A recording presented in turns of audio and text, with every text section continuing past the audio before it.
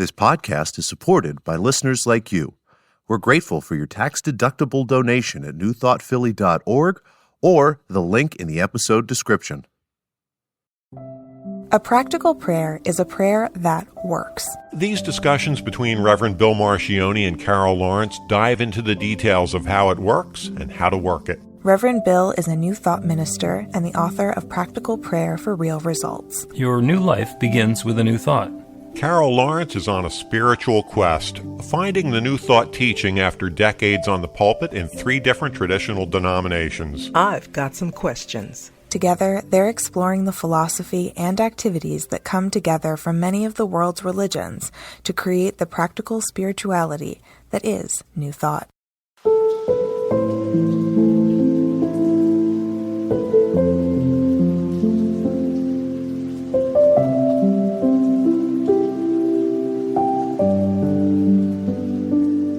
Welcome to the Practical Prayer Podcast. I'm Carol, here with Reverend Dr. Bill Marcioni, and we got a conversation going.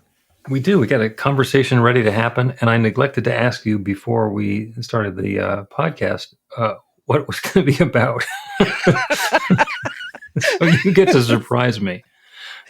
Well, you know what? Sometimes we talk in the pre-show and change the subject before we get to the actual podcast. Sometimes in the middle of a question, we change the subject. But yes, I'm with you. Yes. Do you know what it has taken? I'm talking to everybody now. Do you know what it's taken for me to get used to doing that? Because I am a planner. It's there, and if you deviate, I got to jump all over the place and try to jump with you. And you have so much information, so much content. You're just giving it out. And I'm thinking, okay, when he pauses, now what part am I going to extract? Because I know everybody's not getting this because this is like going fast. So I have learned a lot. Just like you said at your panel that you were moderating, you learned something. I have learned with you among the many principles and things in New Thought is how to take the ride. There you go. And somewhere along the 160 episodes that we've done, you gave up your membership card as a control freak. You used to claim yourself to be a card-carrying control freak, and you've given up the card. Yeah, I would love to say I gave it up, but in the interest of honesty and full transparency, I really intend never to use it, but it's there in the drawer sometime, and I open the drawer and it's looking at me, and it's like so tempting to reach for it and say, I can fix this. I don't have to go through all this. But having the skill set is one thing, but claiming it as a membership card is different. And you have definitely given up the membership card. And my observation is that you would not have been able to do 160 episodes of this with me changing the subject and never actually finishing a topic without having done that. Well, also it's an appreciation. And we're actually in the broadcast now, right? Mm-hmm. But it's an appreciation for the flow of spirit and trusting that what is coming forward needs to be what's coming forward, regardless of what I have planned to talk about. Mm-hmm. So, it's in that regard, it's been delightful because there have been times I'll sit back and say, okay, now, where is this going? And it's something that I need to hear or something I'm sure that somebody else needs to hear. So it's been really a pleasure in that regard, helpful. Yeah. Okay. Yeah. Well, this is much less like a scripted dramatic program than it is like a football game. So the quarterback has an idea of the play that he wants to run, and they get up to the line of scrimmage and it starts. And then something happens. And sometimes they run the play and they execute flawlessly on the play. And sometimes they wind up doing something completely different or it fails miserably. So we're kind of like making it up as we go along. Well, the key there is to not be so tied to it that if it changes or even if it fails miserably, it's really probably not failed miserably. It failed based on your plan. It failed to meet them, right? What we were aiming for, or what we thought we were aiming for. Yeah, we thought, right? But then, we don't know who's listening to us. And I don't think that spirit misses the boat or God, whatever you want to call it. I don't think that happens. So let's say, my job is to pick the subject. And those that are listening might not be, that subject might not be what's necessary at the time. Although for me, it's terribly interesting, probably. That's why I pick it. But it's being open to the flow of change. And that's kind of nice. Okay, so what was the topic? What was the picnic lunch that you packed for today's little trip out into the woods? Okay, so I packed the picnic lunch on manifestation, and you hear so much about it. And the reason that I chose it, because you hear equally, there's all excitement, about manifestation as a buzzword, and some believe, but what you also hear is disappointment about how it didn't happen for me.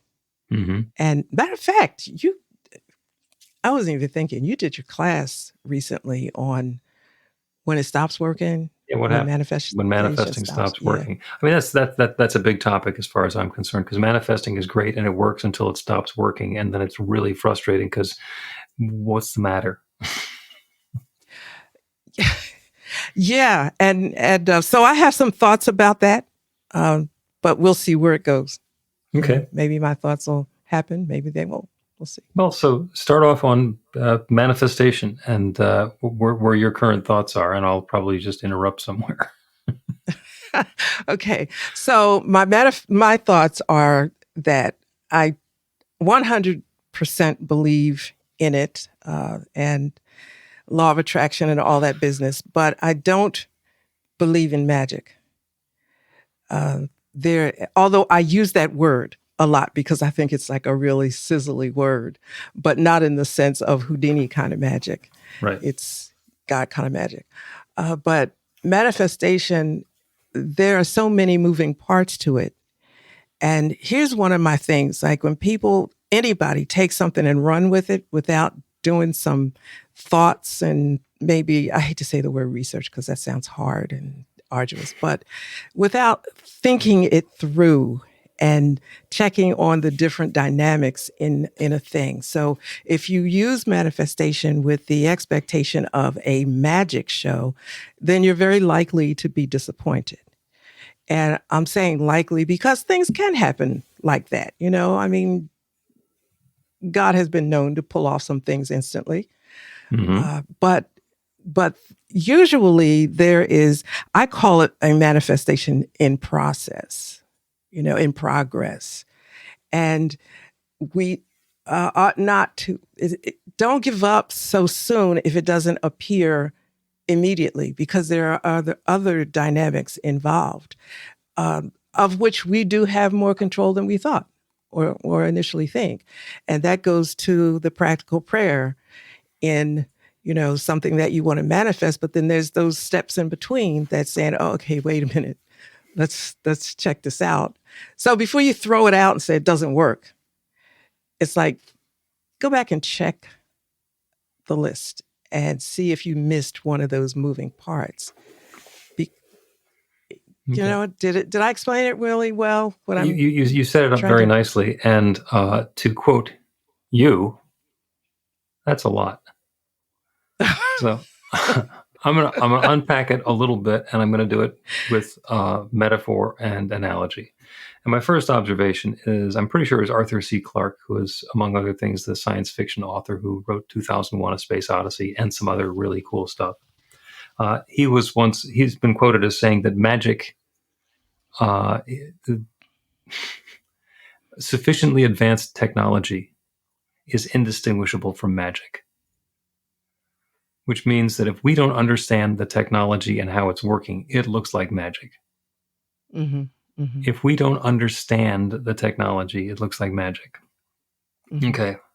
So if you walk into a room and you flip the light switch, the lights go on. Mm-hmm.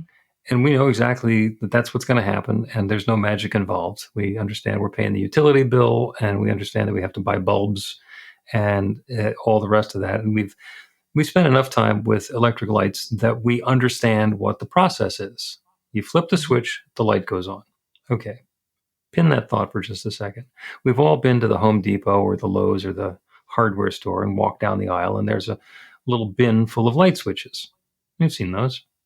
Mm-hmm. So you reach down into the bin and you pick out a light switch and you flip it and nothing happens. Is the switch defective? Are you unworthy? This is the same switch that under proper circumstances will make the lights go on, and it's not working. And the technology that's going on is, it's not part of a circuit now. There's no power supply, there's no light, there's no wiring, there's none of the rest of the pieces are in place to make the, quote, magic happen. And once they're in place, it happens with absolute dependability. So manifesting is much the same. It works. We claim our good and the universe, boom, delivers our good to us. And that's really cool. And then sometime we try one of those affirmations to manifest something different and it doesn't work. And it's not because there's anything wrong with the manifesting process. It's because it ain't connected. It is not connected. The circuit is not there and ready to go, because manifestations are basically claims that are activating our beliefs. And if we don't believe that it can happen, then it will work perfectly by not showing up because we don't believe it's going to show up. Mm-hmm. Mm-hmm. All right. Well, that gets left out of much of the conversation about manifesting in the same way as somebody trying to sell you a light switch at the Lowe's and claiming that just by flipping the switch, the lights will fill up any room. There's more to it. Yes. And that's what I was calling the moving parts, or the dynamics that go to it. And when you just hear the conversations now, and it's just so much noise on the internet and, various social platforms. I think they're wonderful. Don't get me wrong. I think they are wonderful. But I think you also have to take your brain in with you when you're listening to the noise, because these things are not promises. I wrote a piece on something. I named it The Dream Merchant. And I remember people will, back in the old days, they called them the snake oil salesman. Mm-hmm. And so the snake oil salesman, and then it came, I'm going to skip what I was going to say just now. It just came through the years and manifested itself in so many different ways. But I think that if you take your brain along with you, engage your brain, you'll understand that the dream merchant is just selling you what you already have. It's selling you a promise of what you have will happen. But there doesn't need to be someone else to do that for you. It's about your belief. And that seems so simple to say, so easy. It's like it's about what you believe, but you can't sell me something that I don't believe I'm going to have. Right. That doesn't prevent you from buying it or from investing in it, even though you're saying, I'm buying this snake oil because I want to have the result that the snake oil salesman is telling me I'm going to get. I don't believe I'm going to get it. And what happens is you don't get the result of the snake oil or what you claim that you're buying the snake oil to do. You get the result of your belief, which is continuing to not have whatever that good was. Exactly.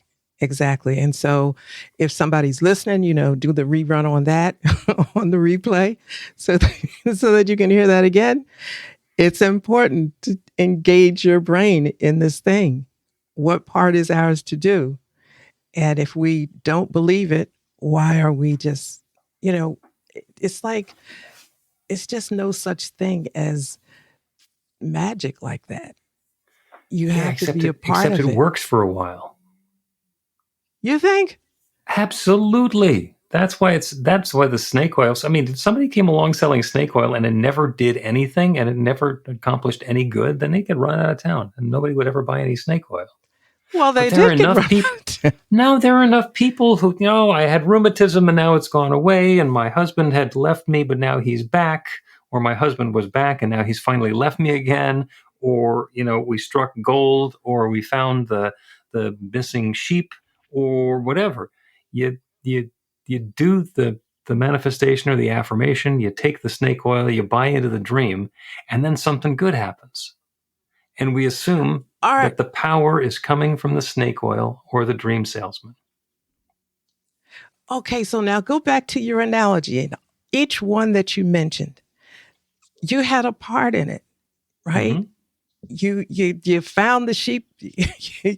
The snake oil salesman said, you take this oil and you do whatever you do with it, and the sheep will come back. Not unless you go out and put some energy into finding the little rascals. Not necessarily. They may just wander back on their own. They may go out there and be completely scattered, and you buy the snake oil and you put it on wherever it's supposed to happen, and suddenly, simultaneously, there's a wolf or a noise in the distance, and the sheep say, "Whoa, this is really scary out here. I thought it was freedom. I'm going back home." And they show up, and there's no work involved. Or there's the arthritis is the say it again. The wolf came. Whatever. You're not just sitting there. There's another force that's something else that's going on. Somebody's been suffering from arthritis or, something else that's not working. They've got gout or they're limping, and they put the snake oil onto the afflicted appendage, and they believe that that's going to fix it, and they get better. It feels better. The swelling goes down. The pain dissipates. They're able to walk. The good shows up in their life, and it's so easy, almost automatic, to make that connection that it was the snake oil that made the difference. Now, there may actually be something in the snake oil that will help, and the big part is I believe that it's going to help. That's what the scientific community calls the placebo effect, which is where people can be given morphine and makes their pain go away. And if there's no morphine available, or if somebody's doing an experiment, they can be given a sugar pill or some other inert substance and told that this will make the pain go away even more effectively than morphine, and the pain goes away. There's no actual physiological action of the compound, but the change in the experience of the person who's taking it is profound. Okay, so maybe I'm still on the other side of, on the scientific side, but not really. I believe that because we came through a time where people would get a blessed handkerchief or, through the mail, you send for it and this is supposed to change things, and oil and water and all of that kind of business. And those things were, I think, a place to focus your faith or your belief. It wasn't in the inanimate object, the physical object, whether it was oil or water or the handkerchief or snake oil. It just was in your faith. And I think the faith is what moves it, right?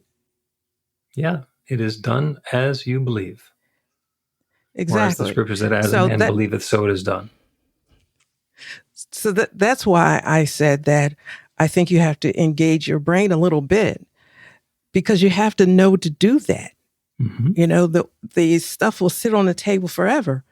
And listen, I come from that kind of thing. It's in my heritage. I had the folks on the street I came from. My father was from the South, and I saw the roots and the whatever. And I'd look at it. Well, I'm a city girl, right? What is that? I don't believe in anything. Like from a kid, I'm thinking, you're crazy. But there were people down there that believed, and they had testimonies that whatever would happen. Okay, so then you fast forward into where I grew up, and I put two and two together and said, this is about what you believe. Yep. So you could have milk in the jar as opposed to oil. It's what you believe. Exactly. And so that's what I mean. You got to take your brain with you. Now, if you don't believe anything, I'm not sure anything happens.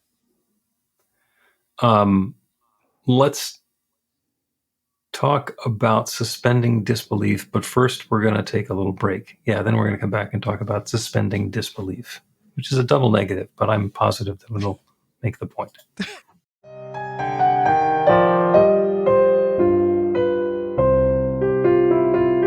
It's Reverend Bill letting you know that the Practical Prayer for Real Results class is now available on demand. That's right, you can take it at your own pace, anytime you want.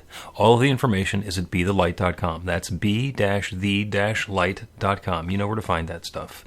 The class is 5 lessons, broken down into 18 modules, and you can take them at whatever pace is comfortable for you. As you work through the process, it starts out with the theory, goes into the practice, there are experiential activities and exercises, and at the end of the program, you will wind up with an understanding of how practical prayer works, and a practical prayer for yourself that will work to create transformation in your life. And as you know, it works for everything. Take a look at the class online at bethelight.com. There's a sample lesson so you can see how the class is going to work for you and then dive in.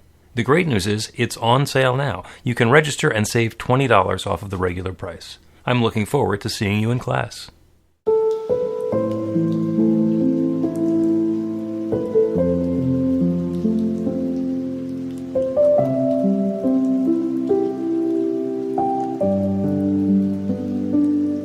Welcome back to the Practical Prayer Podcast. I'm Carol, here with Reverend Dr. Bill Marcioni. We're having a conversation about double negatives of suspending disbelief. And to go back to the scripture where it says, it is done as you believe, if we have a disbelief, then that is what's being done. It is being done as we disbelieve, because we believe it's not going to happen. So when we suspend disbelief, we take whatever it is that we know can't happen or we think can't happen. We say, am I willing to put that on hold? Am I willing to open up the possibility that maybe this could be different? Am I willing to stop insisting that this is what my life is going to be like? And that leaves an opening. And through that opening, all manner of good can pour into our experience. Because we're not predestined for any particular experience, whether we describe it as good or bad. We are predestined to be here having a human experience, and it can be as joyous or as annoying as possible. And all possibilities are open to us. That's a whole nother podcast about we're here to have a good experience. And all right, we'll leave that one on hold then. We'll just talk about manifestation. Yeah. But you guys write that down because we didn't get to that. Send it to bethelight.com and say, remember to talk about that. Go in. Yeah. Put a reminder that we should need to do the show that we said we were going to do to begin with. Can you imagine how many, texts or emails you get about that? How many you promised and I didn't get this? We do it. We do it because it's one, right? So it's all the same. It's just coming in from a different direction. Yeah. Now, before the break, you had mentioned, or we had talked a little bit about placebos. And the interesting thing about the placebo effect is when somebody does a scientific study, like a drug study, and they want to see if a drug is going to work, the first thing they do when they get people who are raising their hand for the drug study is they try and filter out the people who are susceptible to the placebo effect. And a third of the population is susceptible to the placebo effect to the extent that they get caught and rejected from clinical trials because they know from the get-go that that's not going to work. Because if you give somebody a pill and you say this is going to make you better and it makes them better and it's a sugar pill, well, that ruins the drug study because they think they're studying the drug. In fact, every time they reject people for the placebo effect, they just keep track of who those people are. It's like, you're very suggestible. So here, I want you to take this sugar pill and you'll go have a prosperous, happy, loving, wonderful life. Is that why I get rejected? Is that why I get rejected, you think? Don't know. Okay. Don't know. But if that is working and that is active, that's a claim by the scientific community that 35% of the population is demonstrating this every time they raise their hand for a drug study. Mm-hmm. Well, that's what we're using when we get into manifestation. And the reason that it works is because I can make a positive, powerful, personal, present tense claim. I am prosperous. I have a lovely, wonderful relationship. My body is comfortable and works in perfect form and function. Whatever it is that we're going to be claiming, if we claim it and we manage to believe it, then that good shows up in our life. even if it hasn't been showing up before. And that's manifestation. And that is awesome. And yes, you can change your life through an affirmation. And sometimes we make an affirmation for something that we don't believe. Our mouth and our mind is saying, I am prosperous. And a little voice in the back of our head saying, your family has never had enough money and you don't have two nickels to rub together and the first of the month is coming up and there's no mortgage money. And it is not the affirmative claim that we're making. It's the belief that we have, the one that's hidden in the back of our mind that's actually active in our life. If I believe that I don't deserve it, then I will not get it because that's my belief, regardless of what I say I believe. And I think that's where we might have started. And so I talked about the dynamics, the different dynamics that go into place there. Okay, so this is what I want to happen. There are so many possibilities in the ways that that particular thing can happen.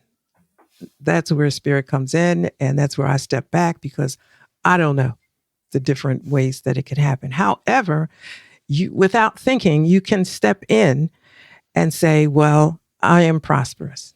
And, and this is what I want to happen. And you write it down and you keep looking at it and that's it. You write it 1,000 times and whatever, and you write the vision, make it plain. Yeah, you do that.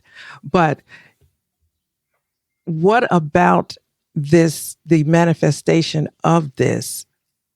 I'm trying not to be negative, but what might I do if it hasn't shown up? What might I do, or what might have been in my belief system that was unrealistic? Like I want to manifest $10 million by Friday. Okay, so you believe God can do everything. Okay, so yeah, you throw that out there and you keep going, but then Friday you don't have $1 million and you're pissed with God. Right. It's not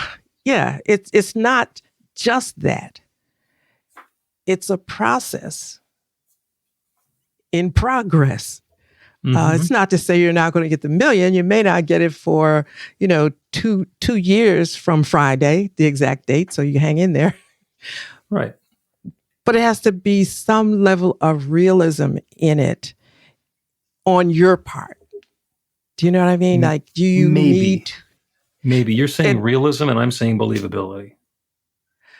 Because I have heard stories of people with a stage 4 cancer diagnosis and like they're given days or months to live and 30, 40, 50 years later, they're still around because the healing was so transformational. And oh, by the way, when they went back to the doctor's apologizing profusely because the initial test must have been wrong because not only is there no sign of the disease, there's no sign that it was ever there to begin with. The damage that we thought we saw in the initial test, there is no damage. The healing is so complete. We've heard about it. We know about those. Those are cases. Those are actually things that happen. I can't say anything there because I am a firm believer 1,000% in healing, and I can give you stories just like the ones that you mentioned. So I never think otherwise that healing is not going to happen. Now, we're all going out of here some kind of way. Mm-hmm. So, eventually something is going to escort us out of here or open the door for us to leave, however you want to look at it. And that's because there's a line to get in and you need to make room for people who, for the people who are still waiting behind the velvet rope there. Okay. Which is a whole nother, whole nother thing. Make room for somebody else to have a turn. But I believe that healing happens. So you get nothing from me on that one. It happens. And I just fully expect it when I'm talking to people, they'll say that people have sent me notes, say, are you a healer? No, I can show you where healing happens or how it happens. And it's pretty simple that way about belief. Just, that's it. But other things, I think that we need to understand that we are part of the process. Is that fair to say? Because if you're going, I actually want to take it back to something that you said before, which I think is key to this. That You do a prayer or an affirmation, or you're manifesting or making a claim, and to have the $1 million by Friday. And when the money doesn't show up, you get pissed at God. Mm-hmm. And that is not uncommon. Or you get pissed at the process, or you say that it doesn't work. Sour grapes. And the thing that's telling me is that there is a belief in an external power. So if I didn't get it, it's because God didn't want me to have it, and this manifesting thing didn't work for me because God said no this time. Or if somebody doesn't have a God view, it's because the manifesting thing doesn't work at all. And yeah, it was a little parlor trick for a while when it was nothing important, but now when I'm talking about, Susie leaving, she's still packing, then it doesn't work. And that is where the power of a spiritual practice in general and practical prayer comes in particular. Because in addition to the manifestation, we've talked about this before, the manifestation is actually the middle step in a practical prayer. So instead of just claiming, and I'll use the loving relationship, instead of claiming, I have a wonderful loving relationship, which may or may not happen, and it's triggering all of my doubts and disbeliefs, and it has to go against all of the experience and history that I've had. What we do in a practical prayer instead is we identify the divine aspect of whatever it is that we're looking for. In the case of the relationship, it's probably going to be love. Okay, it's going to be love and harmony and balance. And those are the aspects of the infinite, that infinite creative power that creates everything that I'm going to be talking about. So I take it back. The first step of the prayer is to say, God is love. God is perfect balance and divine fitting together of all of the pieces. That is the true nature of that divine creative power that has created everything. I mean, it's all that love, and it's all fitting together. I mean, there are billions of galaxies and stars and planets that are all moving in their perfect order so they don't bump into each other, and there's room for us to continue doing stuff. All of these pieces are fitting together in divine order. And that same divine creative power has created me. It has to, because there's nothing else. That's the second step in the prayer.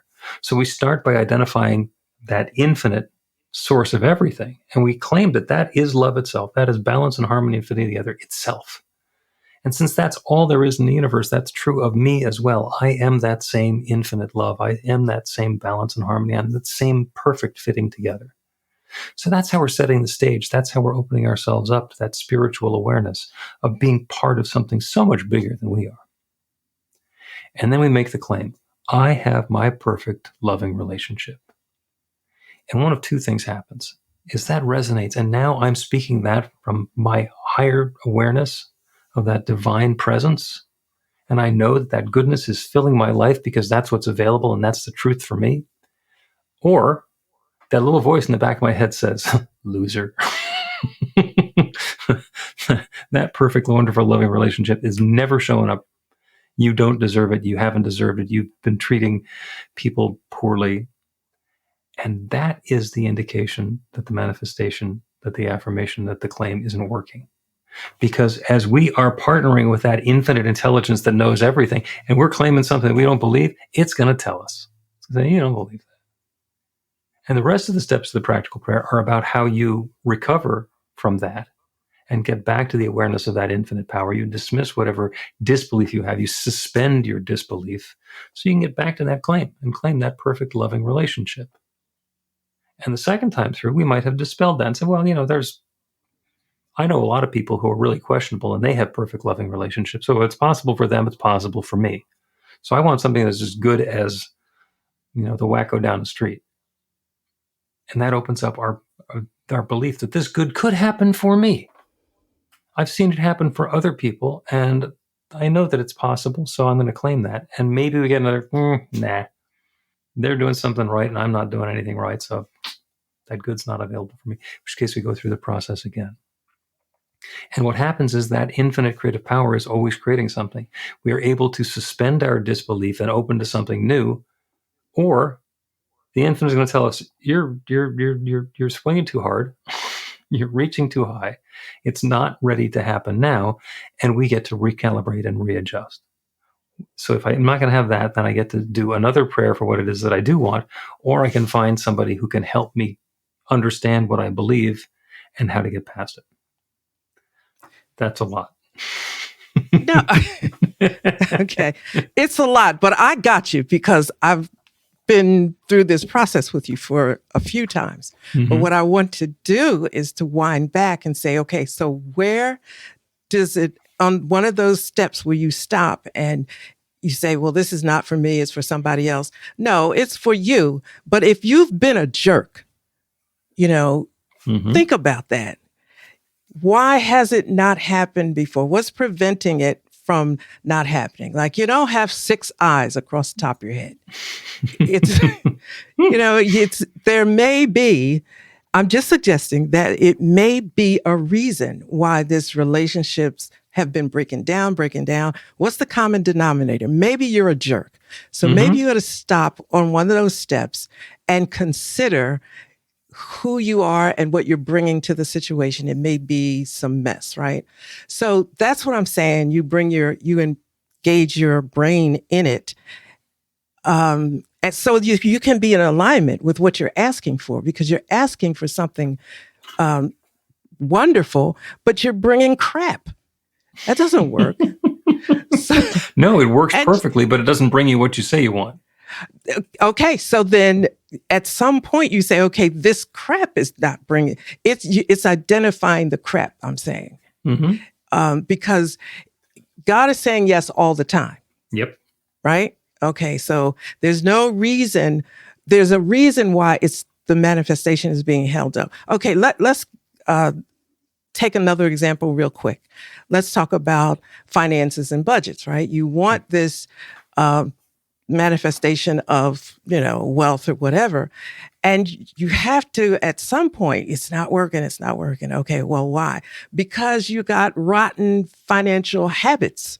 It's so on that step, whichever it may be, where you're checking, what is it that you believe? I 100% believe that God can do anything I ask. Why is it not working? Well, because you are an impulse buyer. So if you stop, if you stop the impulse spending, then you may discover that you have more than you thought. Right. So, okay. So I've heard you say this. And you have a really beautiful way of saying it. I don't speak that, like nice about it, but perfect. We'll see. Ease and love and, everything flows perfectly. All right. Yeah. So the way I say it is, you need to get your behind in line for this tour. So yeah, it's possible. It's possible. And if God says yes, then there's a yes there. You are probably providing the no. So what is it? And it's not to put anybody down. It's the, I got in trouble in seminary for this. I told you that. They said that I put too much emphasis on what we do and not enough emphasis on what God does. And I don't think so. I think I'm saying I acknowledge what God does, but if you are an impulse buyer or you throw money away, how do you expect to even know that the manifestation has happened if you're constantly throwing it away? Okay, so that's what I'm talking about. I would never have been able to meet you in seminary because I would have been thrown out well before you got there. Because, in the world around us, we can look at our activities, we can look at the people and the situations that we're engaged in, or we can look at spirit, we can look at God. And my point is, it's all God. Sometimes it's God as that divine awareness within, and sometimes it's God showing up as somebody who just took my parking space and causing whatever's going on in my mind. But it's all God. And there's always a possibility for something different to happen, for the experience to be different. And you're talking about prosperity. And, you can imagine a situation where somebody says, if I get another $100 a week at my job, then everything is going to be perfect. So what I want is another $100 a week in my job. And they get that, and then their kid needs orthodonture, and it turns out it's going to cost $200 a week. So suddenly they get the raise, but they're further behind than they used to be.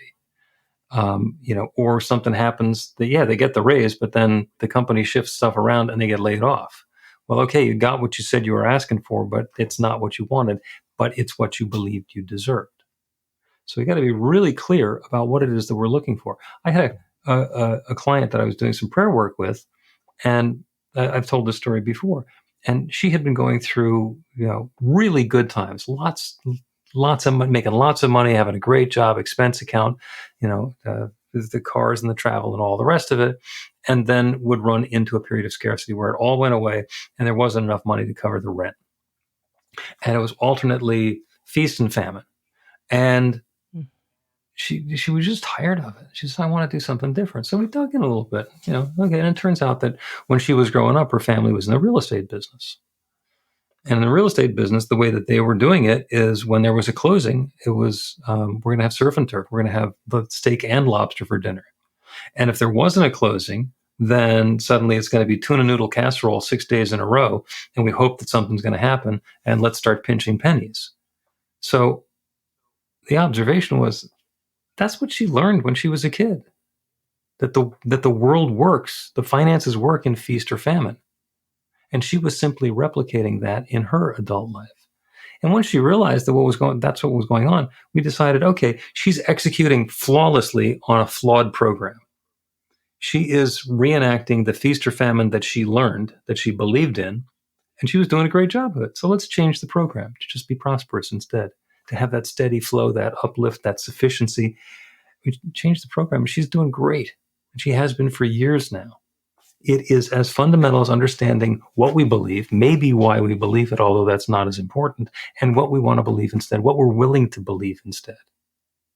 And suspend the disbelief and invite in something new. So the part that you're saying she had to dispel is that things go up and down? Just always believe that they're always going to be... She had a belief that finances were a feast or famine thing. That there was an alternating scarcity and abundance, scarcity and abundance. People who think, oh, well, things are going great, but the other shoe's going to drop. So I understand where that comes from, but in this teaching, there's only one shoe. So it doesn't have to change. Okay. Right. I got something in mind, but I'm running it through the same. I'll hit you back with this example later because you're probably right. Okay. You usually are with this stuff, so I'll just go with it. There's some pressure. Let's take another break, and we're going to come back and do a prayer, and perhaps you're going to codify what it was you're just thinking about. Learn to put practical prayer to work in your life. The steps are simple to learn and let you begin to get real results to create the life of your dreams immediately. Reverend Bill Marcione's widely acclaimed book, Practical Prayer for Real Results, gives you a clear summary of the New Thought principles behind practical prayer and the series of easy-to-understand steps found in the most effective prayers from religions and spiritual practices all over the world and throughout history. Practical prayer is not a replacement for your religion or practice. It's a technique to make the work you do in consciousness even more effective. The book includes 40 prayers on various topics that you can adapt as needed and use as your own. Practical Prayer for Real Results is available in paperback, Kindle, and audiobook on Amazon or at b-the-light.com.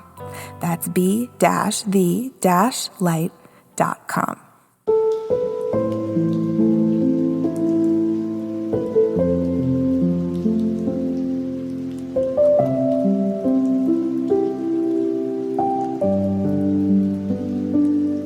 Welcome back to the Practical Prayer Podcast. I'm Carol. You're with Reverend Dr. Bill Marcione. A wide-ranging and insightful conversation.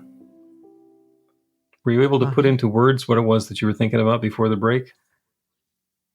I think so, because I thought of an example, a real life, like myself. I have no shame. I just tell people what I did, so. Okay.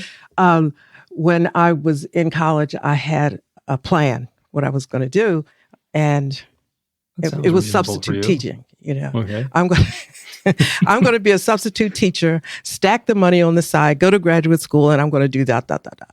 So I put in my application, and that summer or that moment or whatever, they changed the qualifications for substitute teaching. So I said, door closed because I need this to do this. So the door closed. And I was really heartbroken. Anyway, throughout life, it seemed like the same thing would happen. Soon as I get to the door, the rules change. The rules change. So I finally sat down, and listen, I'm proud of myself because this is before New Thought. I said, look, God,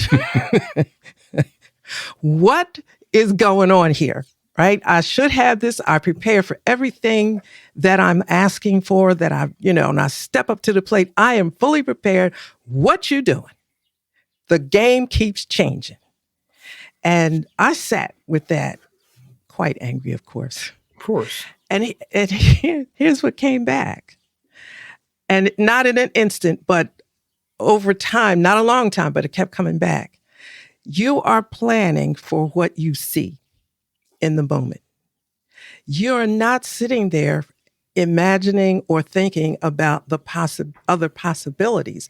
Therefore, you're not planning or opening yourself or preparing yourself for other possibilities. Well, that's all I need. You tell me, I'm cool with that. I say, okay. So then I start imagining, not even wanting to see things in front of me because this is not enough. Even if I get it's not going to work because things are going to change. So quick fast forward, I had this idea about the internet before it got to be the thing and how I could use it, blah, blah, blah. And I just kept going with it, and listened to people tell me that I was crazy and all of that. And bang, now I'm doing like 90% of the things that were thought to be impossible and ridiculous. And people stopped. Yeah.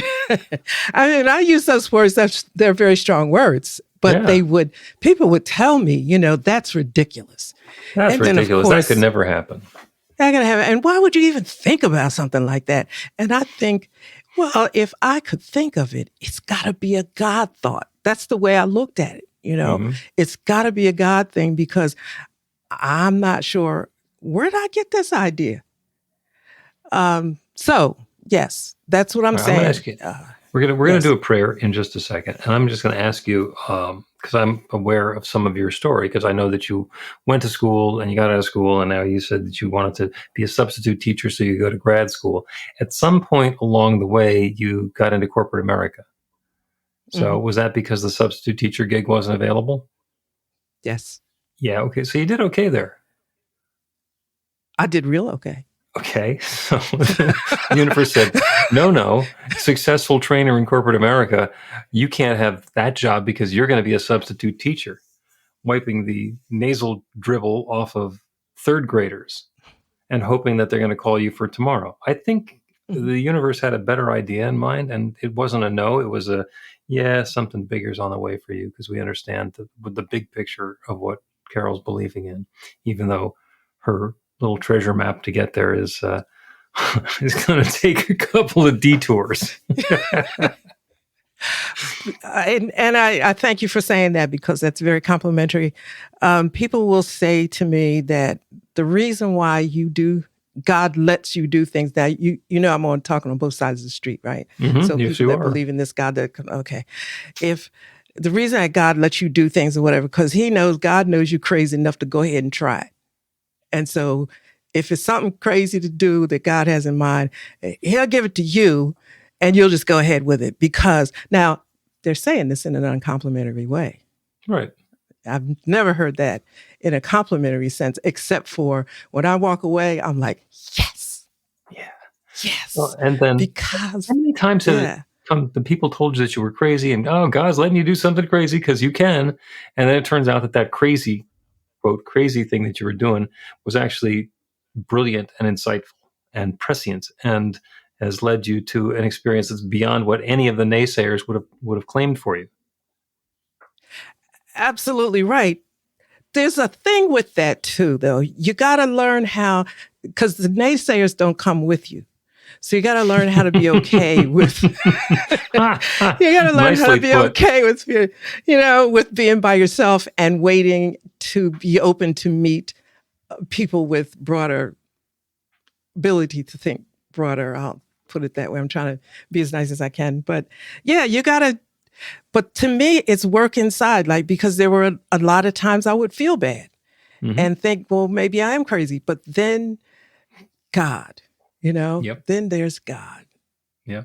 And let's so do a practical prayer. God do that to me? And the prayer is going to be about suspending disbelief, because that's been a lot of what we've been talking about during this, is like the self-judgment or the judgment of other people, the criticism or the self-criticism of this can't possibly happen. There's no room for this to grow in this particular situation. And the fact of the matter is, our belief is causative. The whole idea behind a practical prayer is to change our belief and open to the possibility of something new. And the biggest piece, if we believe something is possible, we can just do an affirmation and claim it, and it shows up. It's like going into the candy store and having enough money to buy any of the candy and saying, I want the peanut butter cups, or I want the lollipop. We just choose what we want, and then we get it. But when we have a belief that we're not going to be able to get it, we believe that the store is going to be closed, or I'm not going to have enough money to pay for it, I'm not going to choose properly. When our belief is one of limitation, we need to change the belief. So that's what this prayer is about. We're going to suspend disbelief. We are going to let go of the notion that whatever good it is that we are seeking is somehow not available to us. And we do that by turning our attention away from the circumstances, from the details, from the activity in our life, because that stuff is all going on, and it's going to continue going on. And there's something bigger that's also going on. So as we close our eyes and turn our attention away from the specifics of the situation that we're in and open to the awareness of that infinite creative power, that one divine presence, that love, that source that shares itself, that has been creating by sharing itself since the very beginning of time. It's the same story, whether it's the Big Bang or Scripture, and choose your flavor. There's one power, one presence, one love, one intelligence, one energy, one source that shares itself as all of its creation. And it continues to unfold and reveal and evolve itself in new ways. And one of those ways is me. And one of those ways is each person within the sound of my voice. And in this universe of infinite possibility of all of these moving pieces, it is certainly possible for the pieces to fit together in a way that brings good, as we describe it: joy, uplift, harmony, prosperity, health, comfort, vitality, love, connection, relationship, uplift, creativity, prosperity, enoughness into our lives in a unique and wonderful and thoroughly satisfying way. It is possible. So I claim that good for each one who's listening now. The good that we are seeking is now seeking us, and anything that we might have believed is standing in the way of that is simply a shadow that has been blocking the light. And whatever that shadow is goes away, because that divine light of infinite love is bigger than any blockage, bigger than any shadow. So as we allow the obstructions to move away, as we open to that possibility of the greatness, of the grandness, of the bright light that is the truth of what we are, that goodness fills us. It flows to us and through us and into our lives and through our experience. There is nothing that stands in the way of this creative power. And so that good, as we understand, describe, and explain it, is already unfolding. Sometimes it's showing up in exactly the way that we thought it would. And sometimes it's so circuitous and around the bend that it takes a while for us to realize that the good, that experience, that feeling, that tone and texture of the life that we were seeking is actually ours, even though none of the stuff that we were talking about has happened. That's the good that I'm claiming for each of us and for all of us. And I know without any question that that is what is unfolding. And I'm so grateful for it. I'm so grateful for the wonderful way this is happening. I'm so especially grateful for the willingness of each one listening to suspend that disbelief, to momentarily pause the thinking that we're not worthy, or we're not deserving, or it's not the right time, or there's something that's going to get in the way of this. To suspend that disbelief and open to these possibilities, and join me in knowing that this good is unfolding. I'm so grateful for this. With this deep feeling of thanks, I speak this word and release it into that creative law that has been creating since the beginning of time. And I know it's now creating this. And so I let it be. And so it is.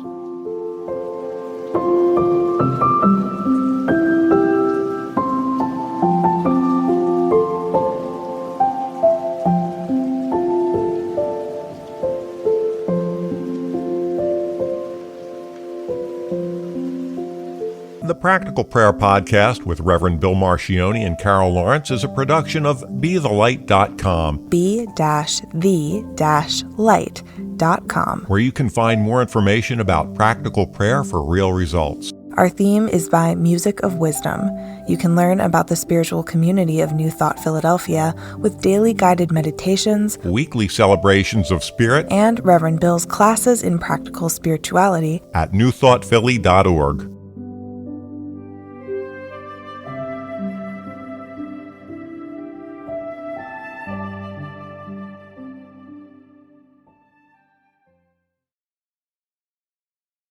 This podcast is supported by listeners like you.